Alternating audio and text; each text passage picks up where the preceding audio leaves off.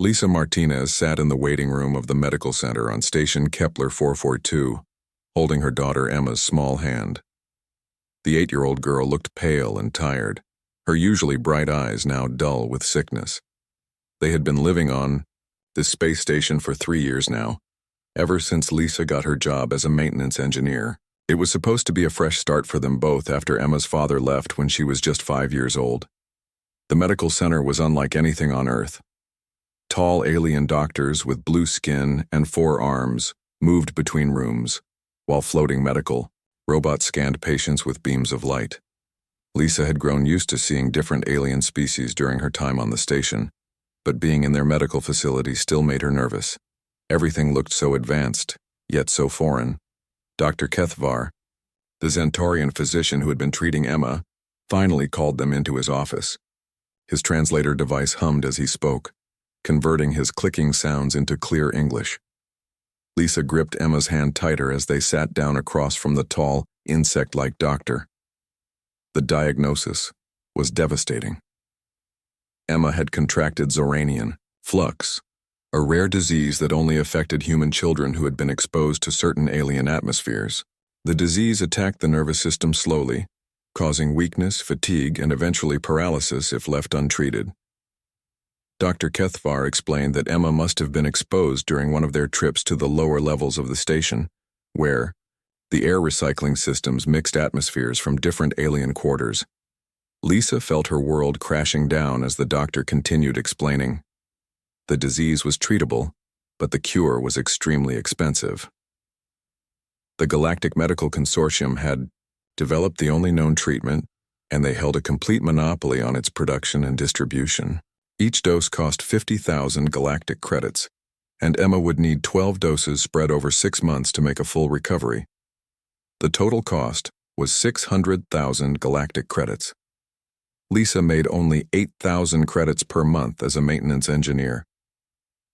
Even if she saved every single credit she earned, it would take her over 6 years to afford the treatment. By then, Emma would be paralyzed or worse.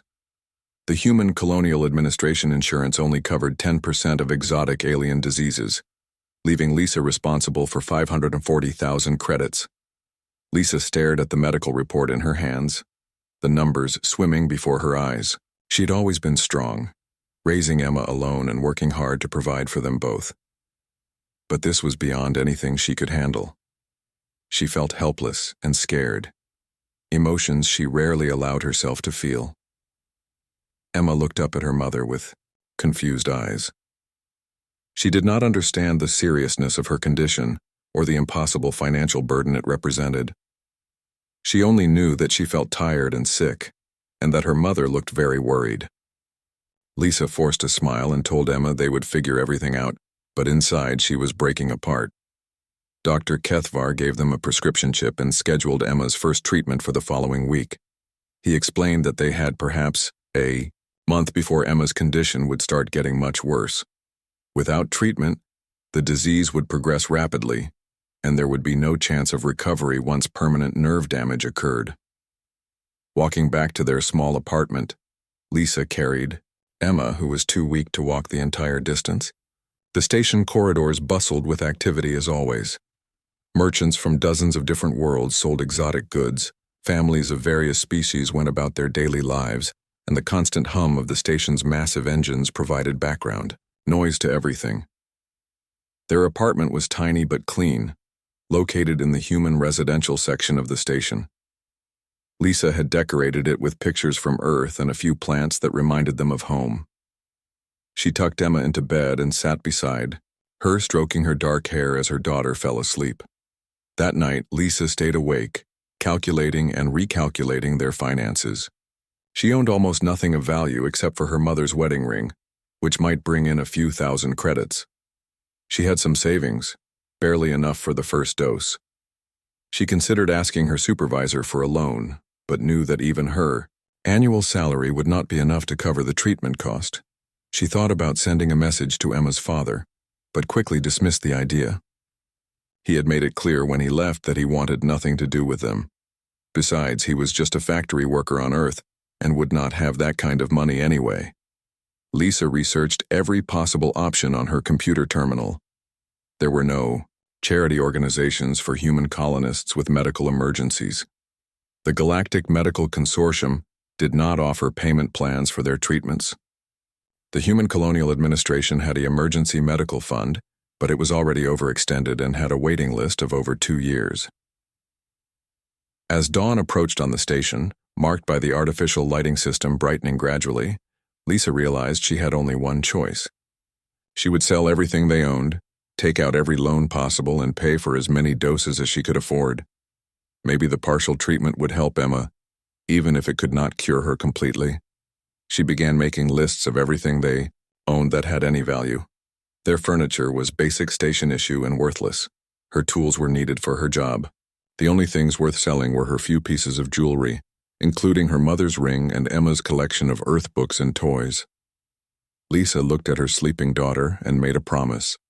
She would find a way to get the medicine, no matter what it took. She would work extra shifts, sell everything they owned, and beg for help if necessary. Emma was all she had in the universe, and she would not let her daughter suffer because of money. The next morning, Emma woke up feeling slightly better, which gave Lisa hope. Maybe they had caught the disease early enough that the treatment would be more effective.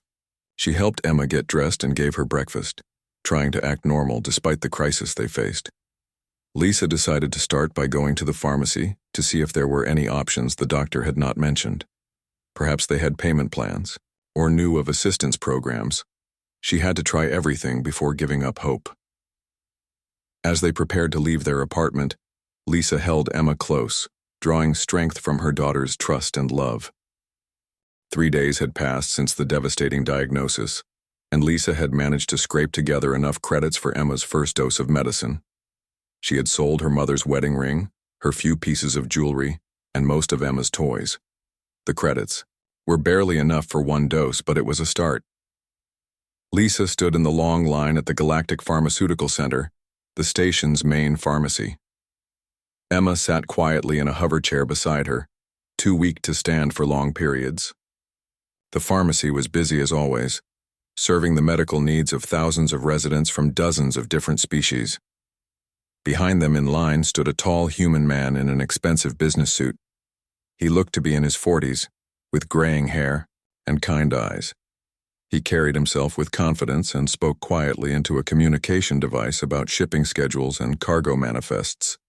Lisa could tell he was someone important, probably one of the wealthy business owners who lived in the station's premium residential areas. The line moved slowly as alien pharmacists filled prescriptions for various species. Lisa watched nervously as each customer ahead of her completed their transactions. Some paid with simple credit chips, others used complex galactic banking systems, and a few even paid with rare minerals or trade goods. Finally, it was Lisa's turn.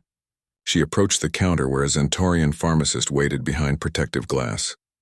The alien's translator device hummed as Lisa handed over Emma's prescription chip and her credit account information. The pharmacist's 4 eyes studied the prescription data on his screen. His mandibles clicked as he spoke, the translator converting his words into English. The news was worse than Lisa had feared. Her credits were only enough for 1.2 doses of the required treatment. She was still short by several thousand credits even for the first dose. Lisa felt the world spinning around her. She had sold everything of value they owned, and it still was not enough. The pharmacist explained that the pharmacy could not dispense partial doses of the medicine, as it would be ineffective and potentially dangerous. She needed the full amount for each dose, or Emma would receive no treatment at all. The man behind them in line stepped closer, clearly listening to the conversation.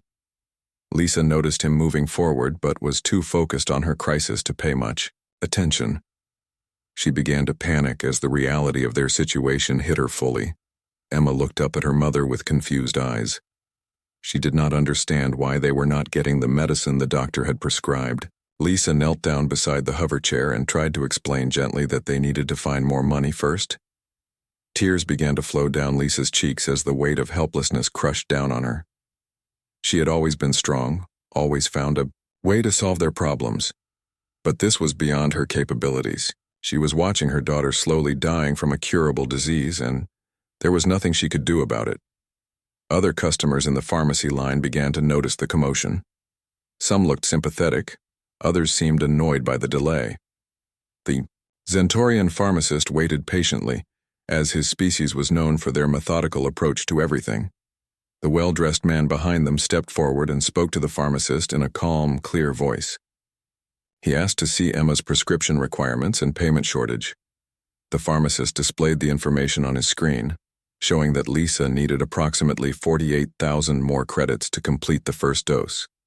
Without hesitation, the man pulled out his own credit account chip and told the pharmacist to add the remaining amount to his account. He also asked about the total cost for all 12 required doses and requested that the entire treatment be charged to his personal account immediately. Lisa turned around in shock, unable to believe what she was hearing.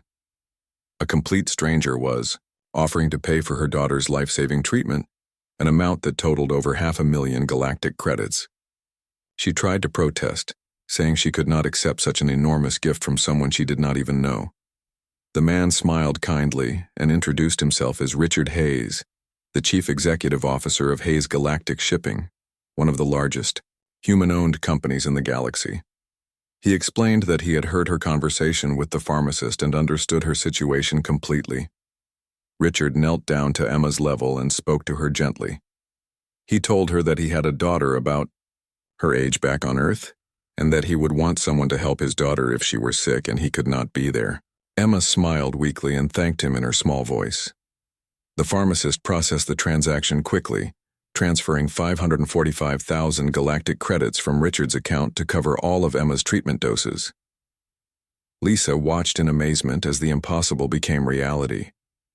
Her daughter would receive the medicine she needed to live. Richard helped Lisa gather the first dose of medicine and the schedule for Emma's remaining treatments. He gave Lisa his contact information and told her to reach out if they needed anything else during Emma's recovery process. Other customers in the pharmacy had stopped to witness the extraordinary act of kindness. Several humans in line began to applaud quietly, while aliens from various species observed with interest this display of human compassion toward strangers. Lisa tried repeatedly to thank Richard, but words seemed inadequate for what he had done.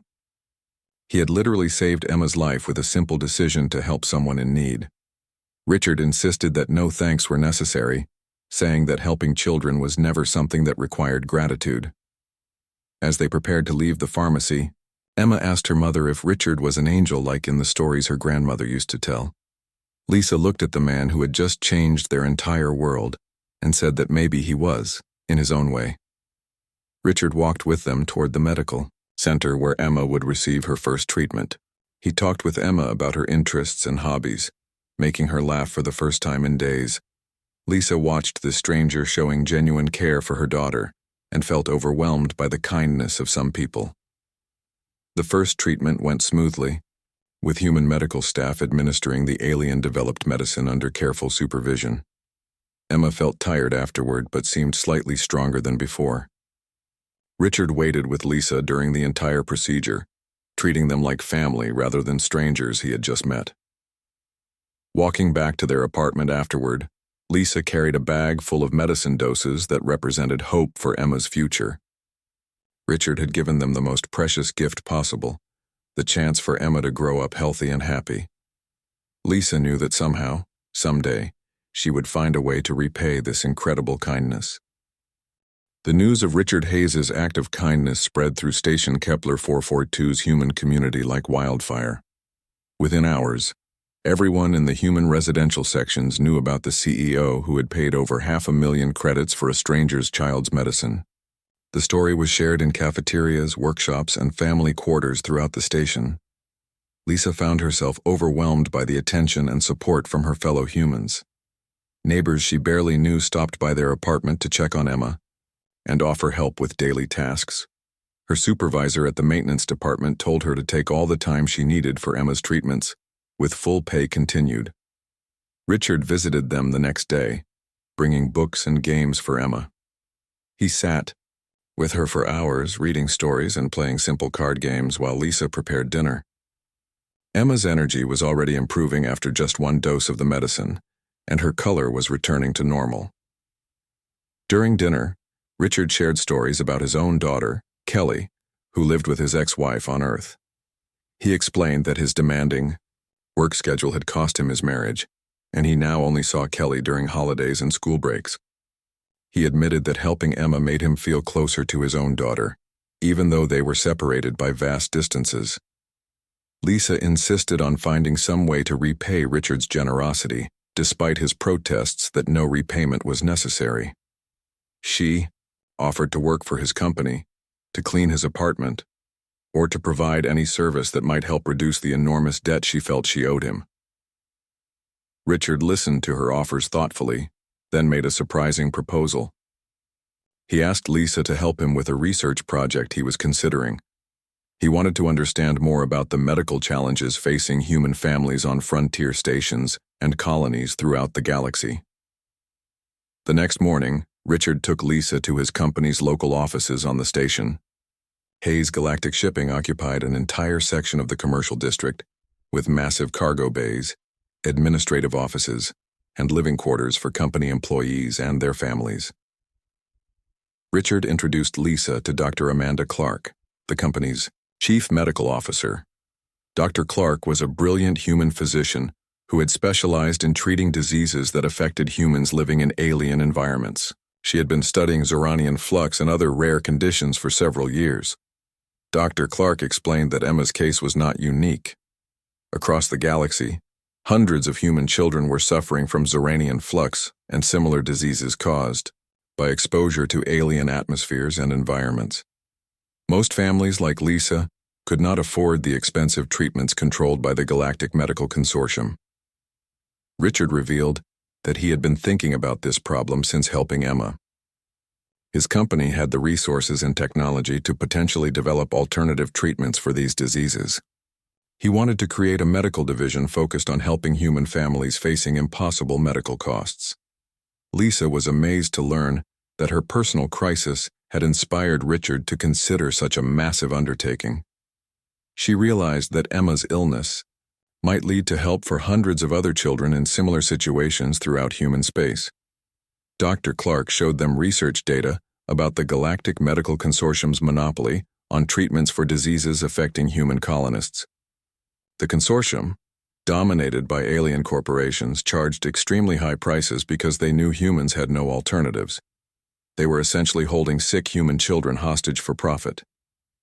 Richard asked Lisa to work with Dr. Clark as a special consultant, helping them understand the real-world impact of these medical crises on human families. Lisa's experience as both a parent and someone who had faced the healthcare crisis firsthand would be invaluable to their research. Lisa accepted the position immediately, grateful for the opportunity to help other families avoid the desperation she had experienced. Richard arranged for her to transfer from the maintenance department to his company's medical research division, with a significant increase in salary and benefits. Over the following days, Lisa worked with Dr. Clark to document the scope of the medical crisis facing human colonists. They discovered that over 300 human children across the galaxy were currently suffering from Zoranian flux, with most families unable to afford treatment. The research revealed even more disturbing facts. The Galactic Medical Consortium deliberately kept production of these treatments low to maintain high prices. They had the capability to produce much larger quantities at lower costs, but chose profit over saving lives. Richard called an emergency meeting with his company's board of directors via quantum communication link. The board members, appearing as holograms from various worlds, listened as Richard explained his plan to challenge the consortium's monopoly. Some board members were concerned about the costs and risks involved in taking on such a powerful galactic organization. Others worried about potential retaliation from alien governments that supported the consortium's business practices. Richard presented the moral argument passionately. He reminded the board that Hayes Galactic Shipping had become successful by serving human interests throughout the galaxy. Now they had an opportunity to use their success to save human lives and challenge an unjust system. Lisa was invited to address the board via hologram. She shared Emma's story and the stories of other families she had discovered during her research. Her testimony about watching children suffer while effective treatments existed, but remained financially impossible, moved even the most conservative board members. The board voted unanimously to approve Richard's proposal.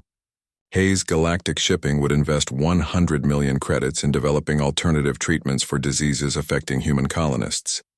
They would also establish a humanitarian fund to help families who could not afford existing treatments. Emma's health continued to improve with each dose of medicine. She was now strong enough to attend the station's school again and play with other children. Her recovery gave Lisa hope and motivation to work even harder on helping other families. Richard spent his evenings with Lisa and Emma, becoming like family to them. Emma called him Uncle Richard and looked forward to his visits each day.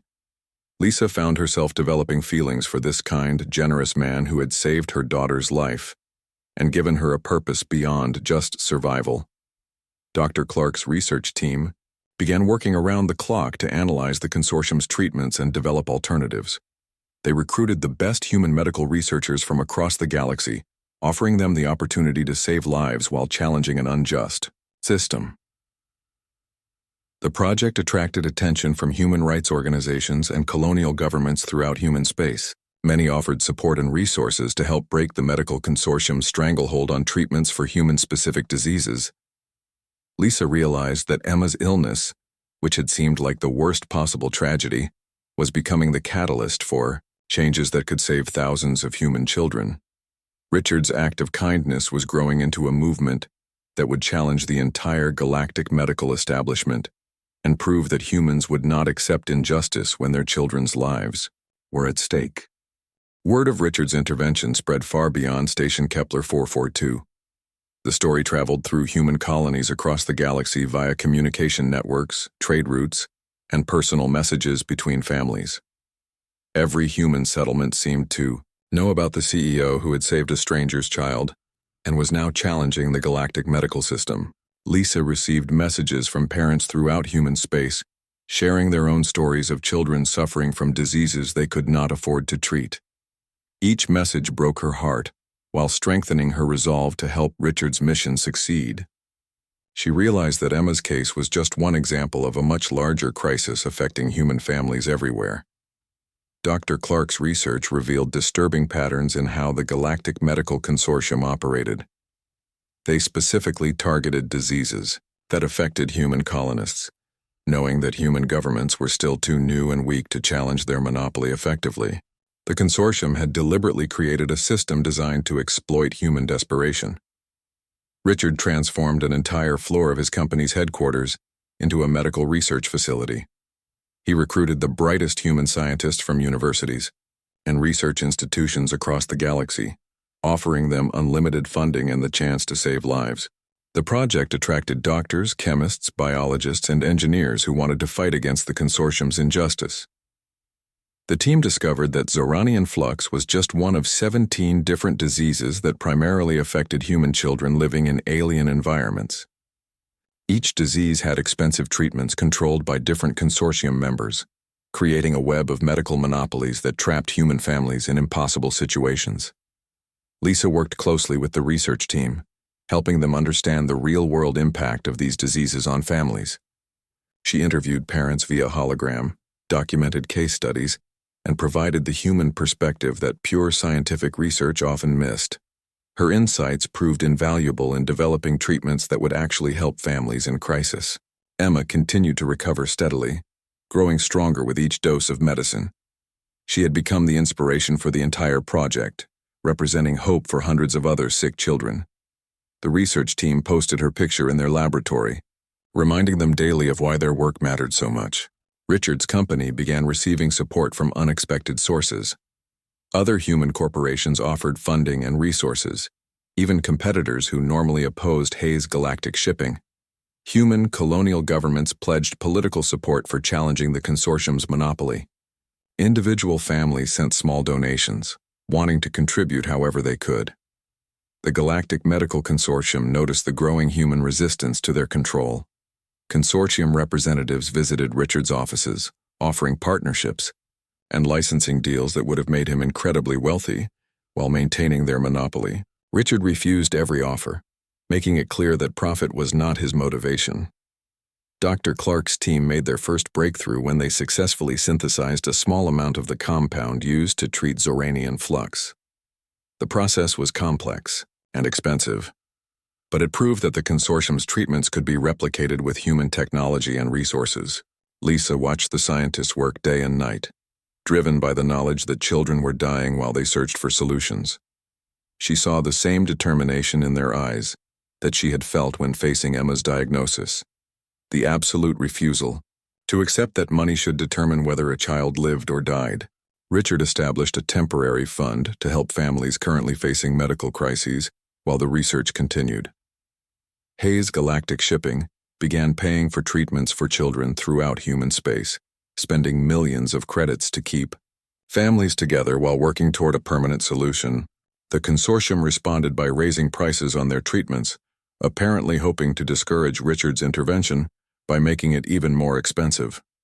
Instead, this move generated outrage throughout human space and strengthened support for developing alternative treatments. Emma started school again, healthy enough to play with friends and participate in normal childhood activities.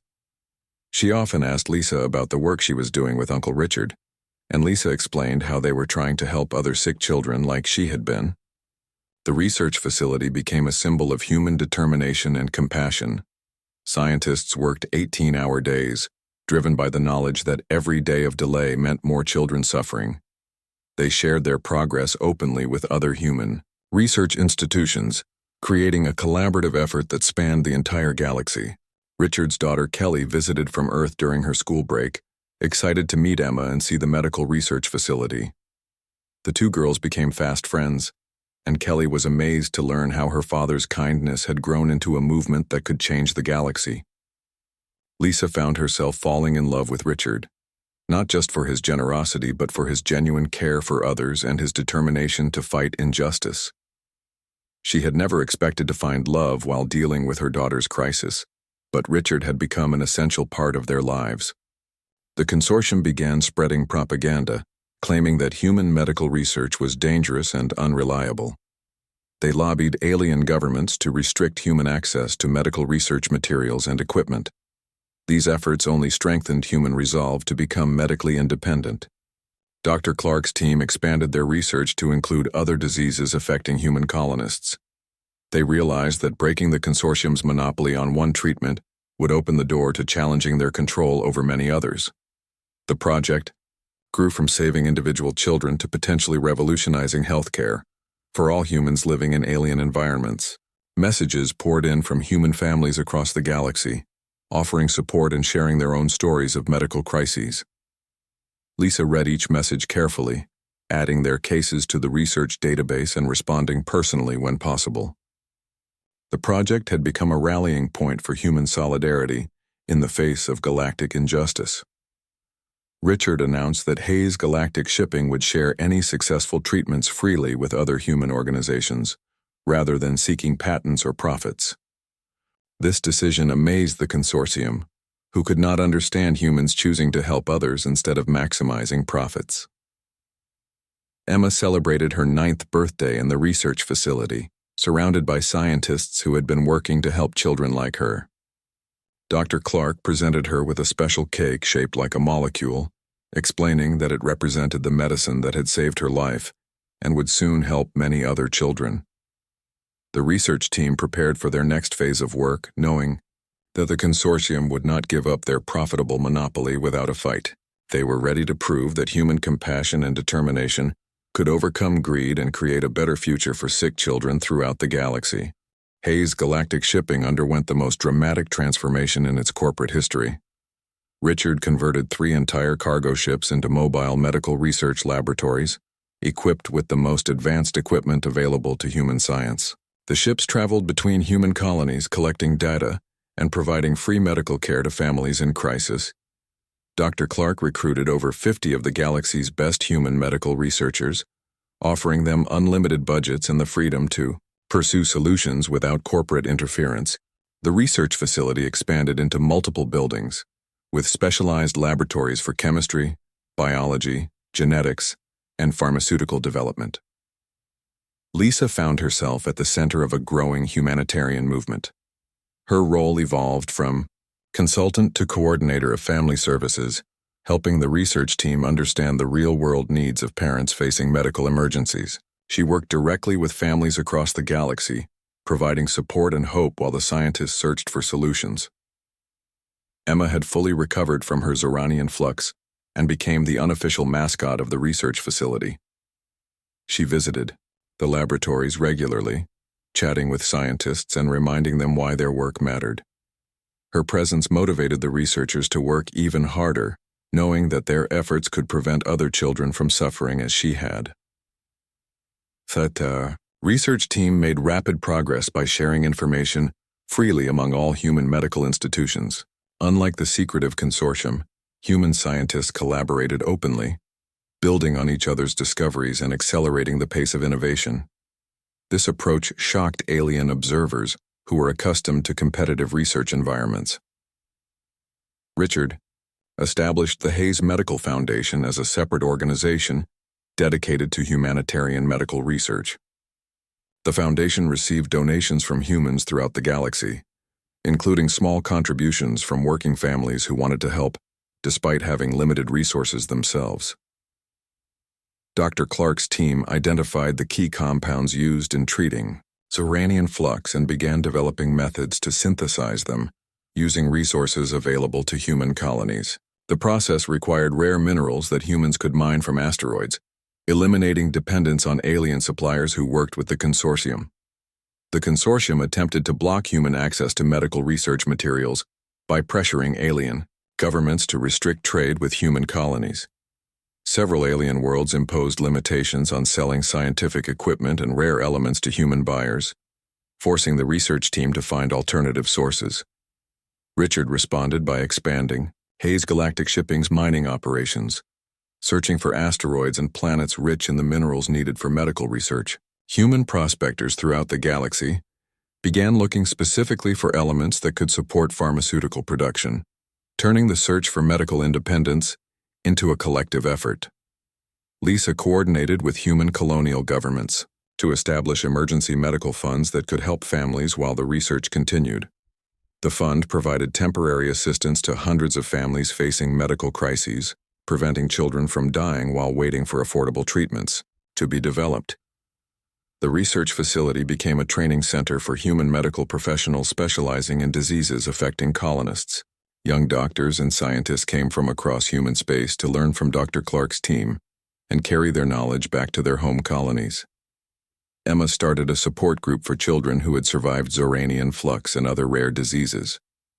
The group met via hologram, allowing sick children from different worlds to encourage each other and share their experiences. Lisa was amazed by her daughter's maturity and compassion toward other children facing similar challenges. Richard's personal relationship with Lisa and Emma deepened as they spent more time together. He had essentially become Emma's father figure, attending her school events and helping with homework. Lisa found herself imagining a future where they could be a real family, united by their shared mission to help others. The consortium escalated their efforts to stop human medical research by filing legal challenges with the Galactic Commerce Court. They claimed that human attempts to replicate their treatments violated intellectual property laws and trade agreements between species. Dr. Clark's team responded by developing completely new approaches to treating the diseases. Rather than simply copying consortium methods, they discovered that human genetic markers, which made colonist children susceptible to these diseases, could also be used to create more targeted and effective treatments. The research breakthrough came when the team realized that consortium treatments were actually less effective than they could be.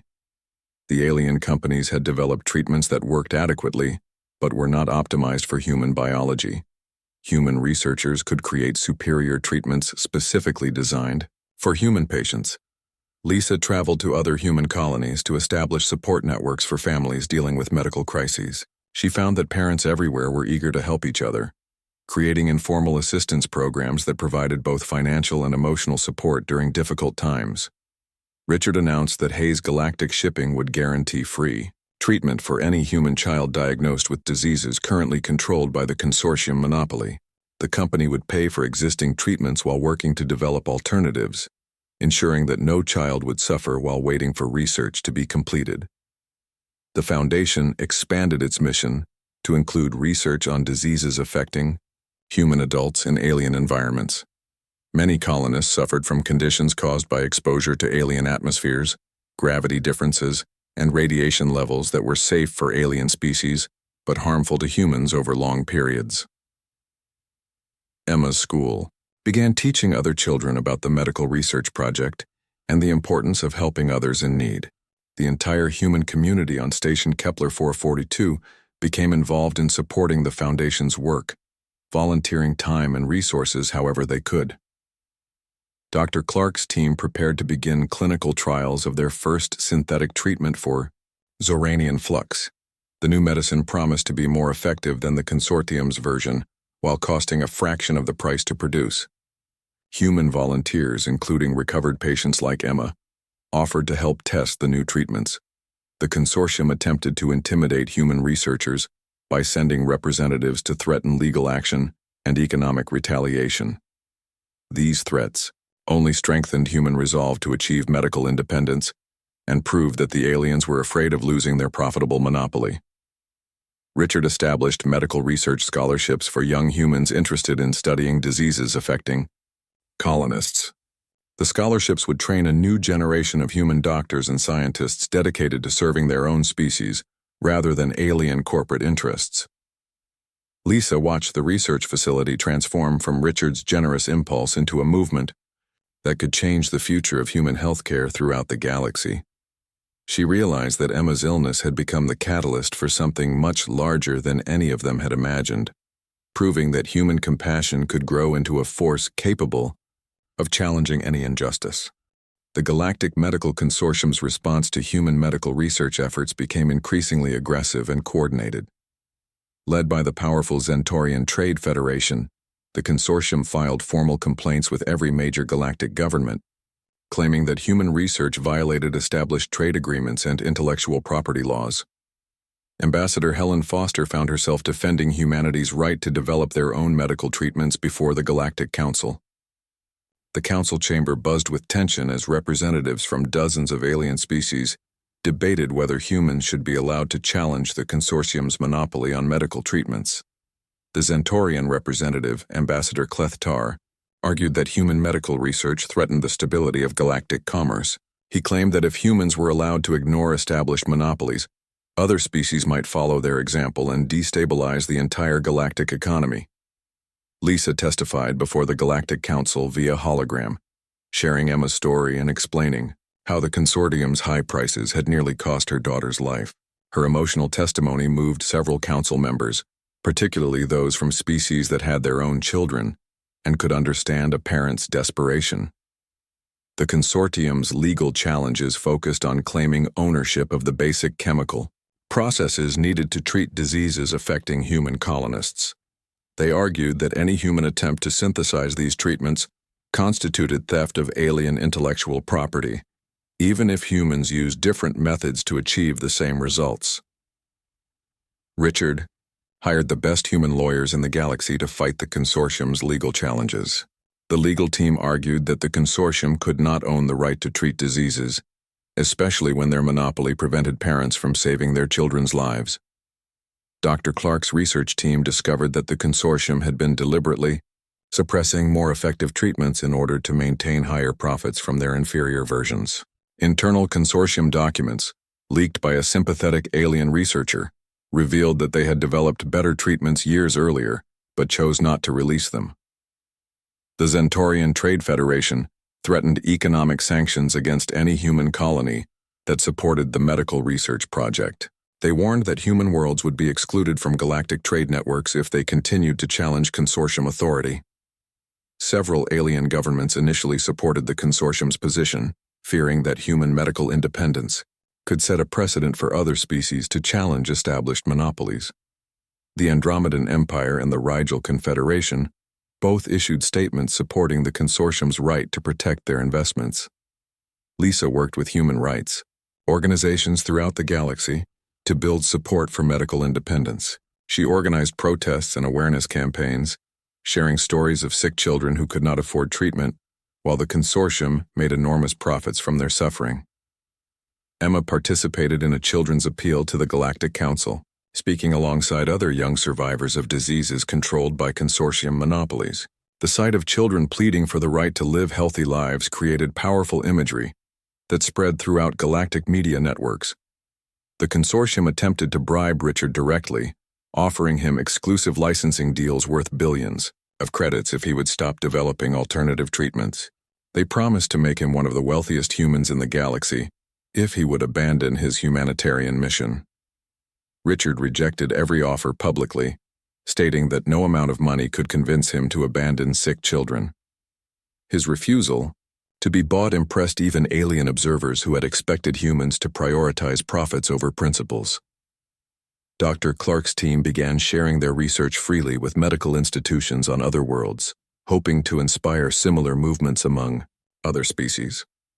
Several alien scientists expressed interest in the human approach to collaborative research and humanitarian medicine. The consortium responded by pressuring their home governments to recall any alien scientists who showed interest in working with human researchers. They threatened to withdraw consortium medical facilities from worlds that allowed their citizens to collaborate with human projects. Lisa received death threats from unknown sources, apparently intended to intimidate her into stopping her advocacy work. Richard immediately provided security for Lisa and Emma, refusing to allow threats to silence their humanitarian efforts. The Galactic Commerce Court issued a temporary injunction against human medical research, claiming that the consortium's legal challenges needed to be resolved before humans could continue developing alternative treatments. The injunction threatened to halt all progress while legal proceedings dragged on for years. Ambassador Foster filed an emergency appeal with the Galactic Council, arguing that the injunction would result in the deaths of human children while lawyers debated technical legal issues. She demanded that humanitarian concerns take precedence over commercial disputes. Richard announced that Hayes Galactic Shipping would ignore the injunction and continue medical research regardless of legal consequences. He declared that saving children's lives was more important than following unjust laws designed to protect alien profits. Several human colonial governments officially supported Richard's position, stating that they would not enforce galactic court orders that prevented them from protecting their own citizens' health. The unified human response surprised many alien observers who had expected humans to comply with galactic legal authority. The consortium escalated their pressure by convincing several alien governments to impose trade embargoes on human colonies involved in medical research. Essential supplies and equipment were cut off from human worlds, creating shortages that threatened colonist welfare. Human communities responded to the embargoes by developing alternative supply networks and increasing cooperation between colonies. The crisis strengthened human unity and demonstrated their determination to achieve medical independence despite alien pressure. Dr. Clark's team worked frantically to complete their research before legal or economic pressure could force them to stop. They knew that once they successfully developed alternative treatments, the consortium's monopoly would be broken regardless of court decisions. Lisa coordinated emergency supply efforts to help human colonies affected by the embargoes. Families throughout human space contributed resources and volunteer labor to support communities under pressure, proving that human solidarity was stronger than alien intimidation. Emma's recovery continued to inspire the research team and the broader human community. Her health and happiness represented what was possible when humans refused to accept injustice and worked together to protect their children. The consortium's increasingly desperate tactics convinced many neutral alien observers that the humans were fighting a just cause. Several previously uninvolved species began questioning whether the consortium's monopolistic practices were truly beneficial for galactic civilization. Richard prepared for the possibility that the consortium might attempt more direct action to stop human medical research. He increased security around research facilities and began developing contingency plans to protect the scientists and their work from potential sabotage or attack. Dr. Clark burst into the research facility's main laboratory with excitement written across her face. After months of intensive work, her team had achieved what many thought impossible. They had not only successfully synthesized an effective treatment for Ziranian flux, but they had created something far superior to the consortium's expensive medicine. The breakthrough came when the research team stopped trying to copy the consortium's approach and instead focused on understanding how the disease specifically affected human biology. They discovered that human genetic markers, which made children susceptible to Ziranian flux, could also be used to create a targeted treatment that worked more efficiently than the alien-designed medicine. Lisa watched in amazement as Dr. Clark explained the new treatment's advantages. The human-developed medicine required only 6 doses instead of 12, had fewer side effects, and could be produced at a fraction of the consortium's costs. Most importantly, it was specifically designed for human patients rather than being a general treatment adapted from alien medicine. Emma volunteered to be among the first patients to test the new treatment, eager to help other children facing the same disease she had survived. Her courage inspired other recovered patients and their families to participate in the clinical trials, accelerating the testing process. Richard immediately ordered production facilities to be built on 3 different human worlds, ensuring that the consortium could not disrupt manufacturing by targeting a single location. Hayes Galactic Shipping converted several cargo vessels into mobile production units, capable of manufacturing the medicine while traveling between colonies. The clinical trials exceeded all expectations. Patients treated with the human-developed medicine recovered faster and more completely than those who had received the consortium's treatment. Children who had been partially paralyzed by advanced Ziranian flux regained full mobility, something the alien medicine had never achieved. Dr. Clark's team expanded their research to include other diseases controlled by consortium monopolies. They applied the same approach of understanding human-specific biology to develop targeted treatments for 17 different conditions affecting colonist children and adults. Lisa coordinated with families throughout human space to organize distribution of the new medicines. The Hayes Medical Foundation established treatment centers on every major human world, staffed by volunteers trained in administering the new treatments safely and effectively. The consortium's response was swift and desperate. They filed emergency legal challenges claiming that the human treatments were dangerous and untested, despite clinical evidence proving their superior effectiveness. Consortium representatives pressured alien governments to ban human medicine, imports, and arrest anyone involved in distributing the treatments.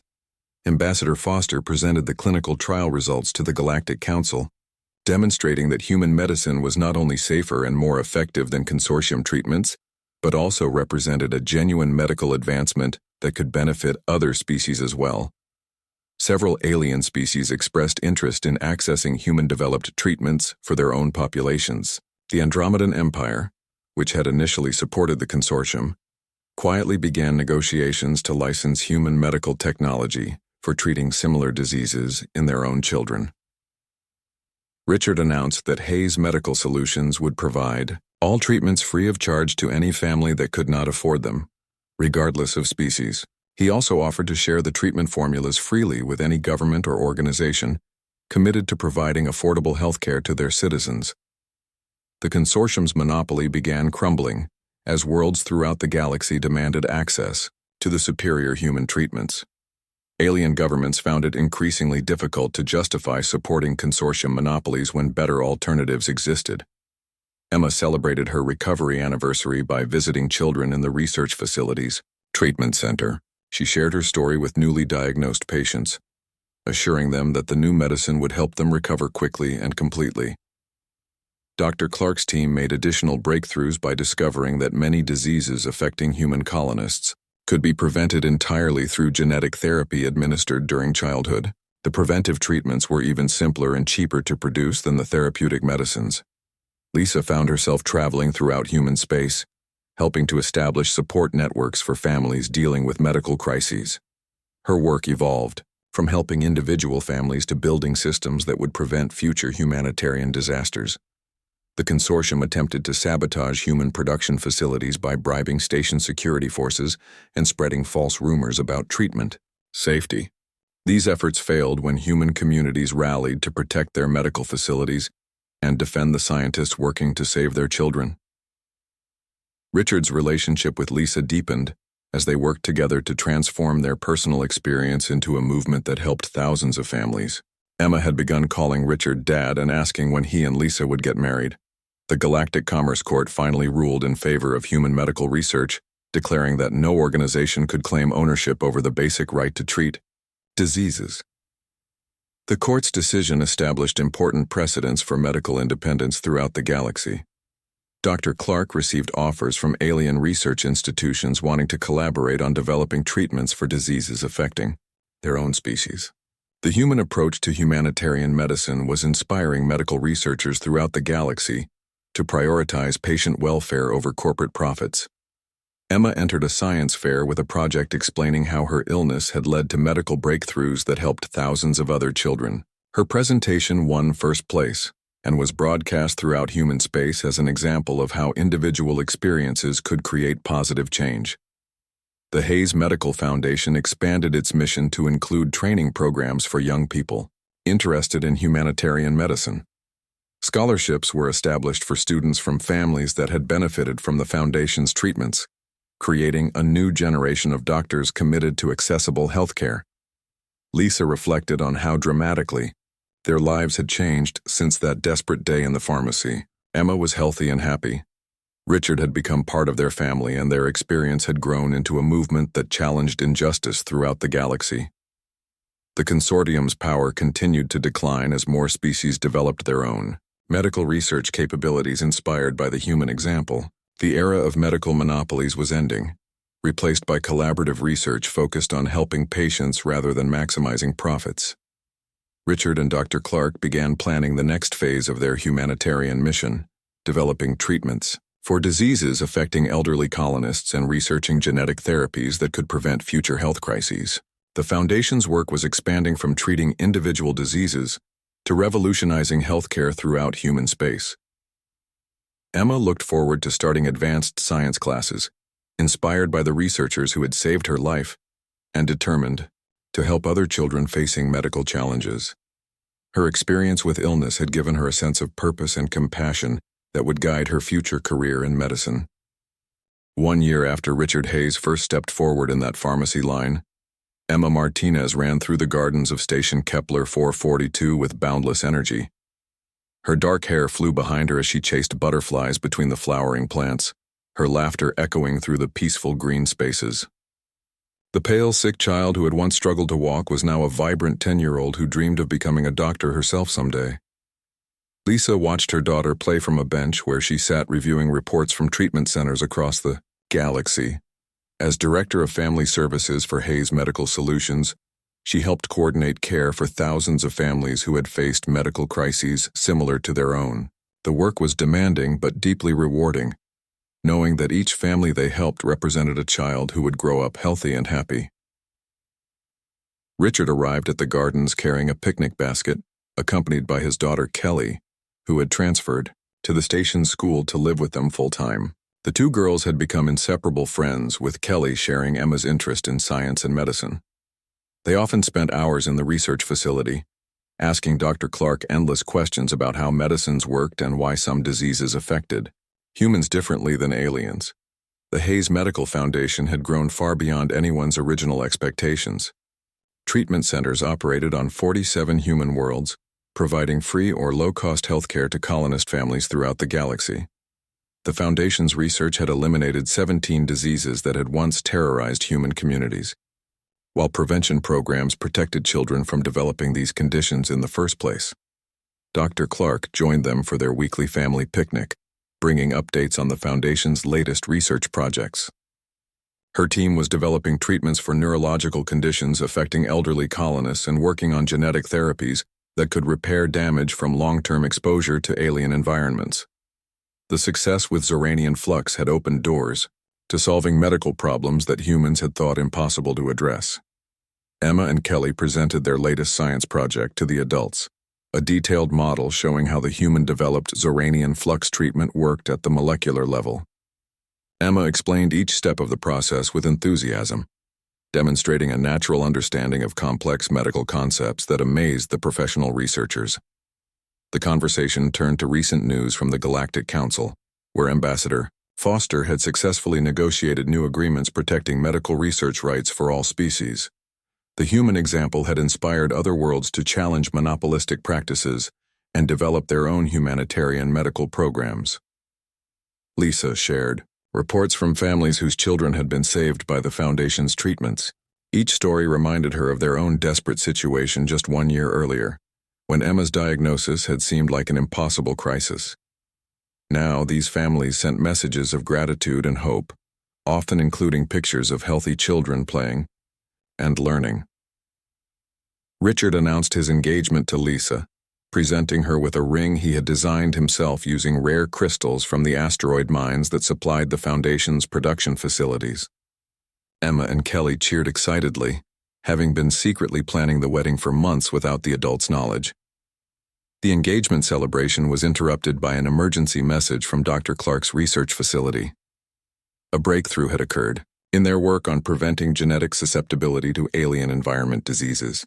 The new treatment could be administered to newborn babies, ensuring that future generations of human colonists would never face the diseases that had threatened their parents.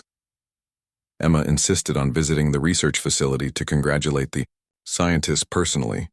She had become their unofficial mascot and good luck charm, with her picture displayed in every laboratory as a reminder of why their work mattered. The researchers loved her visits and often explained their latest discoveries in terms she could understand. The family walked through the station's corridors, passing monuments to the medical research project and gardens dedicated to children who had been saved by the Foundation's treatments. Station Kepler 442 had become a symbol of human compassion and scientific achievement, attracting visitors from across the galaxy who wanted to learn about humanitarian medicine. At the research facility, Dr. Clark's team demonstrated their new prevention treatment for the visiting family. The simple injection could be given to babies during their first week of life, providing permanent immunity to dozens of diseases that had once threatened human colonists. The treatment would be distributed free to every human world within 6 months. Emma asked thoughtful questions about the research process and expressed her desire to work in the facility when she was older. Dr. Clark promised to save a position for her on the team, joking that Emma already understood the Foundation's mission better than most adults. Richard received updates on the Foundation's expansion plans, including new research partnerships with alien medical institutions and collaborative projects with other species facing similar healthcare challenges. The human approach to humanitarian medicine was spreading throughout the galaxy, replacing competitive secrecy with cooperative research. Lisa reflected on how their personal crisis had grown into a movement that changed galactic healthcare forever. Thousands of children were alive and healthy because Richard had chosen compassion over indifference in a moment when everything seemed hopeless. Their story had proven that individual acts of kindness could grow into forces capable of transforming entire civilizations. The family returned to their apartment for dinner, where they found messages from human families throughout the galaxy, sending congratulations on the engagement and sharing their own stories of hope and recovery. The messages came from parents whose children had been saved, researchers inspired by the Foundation's work, and young people studying medicine because of Emma's example. Emma helped prepare dinner while telling Richard and Lisa about her plans to establish treatment centers on worlds that still lacked adequate medical facilities. At 10 years old, she was already thinking about how to expand the Foundation's mission and help even more families in need. Kelly shared her own dreams of becoming a researcher like Dr. Clark, focusing on diseases that affected alien children, so that the Foundation's humanitarian mission could help families throughout the galaxy regardless of species. The two girls had inherited their parents' commitment to helping others and planned to continue the work for their entire lives. As the family gathered around their dinner table, Richard offered a toast to the future they had built together. Emma's illness had brought them together and inspired a movement that would protect children throughout the galaxy for generations to come. Their love for each other had grown into love for all families facing medical crises. Lisa looked around the table at her new family and realized that their greatest achievement was not the medical breakthroughs or the humanitarian awards, but the simple fact that Emma was healthy and happy, surrounded by people who loved her. Richard's act of kindness in the pharmacy had saved one child's life and ended up changing the galaxy forever. Emma's laughter filled their home as she shared stories from school and made plans for the weekend. The sound that had once seemed impossible now represented hope spreading across the stars, proof that humanity's greatest strength was not their technology or their determination, but their willingness to help a stranger's child in need.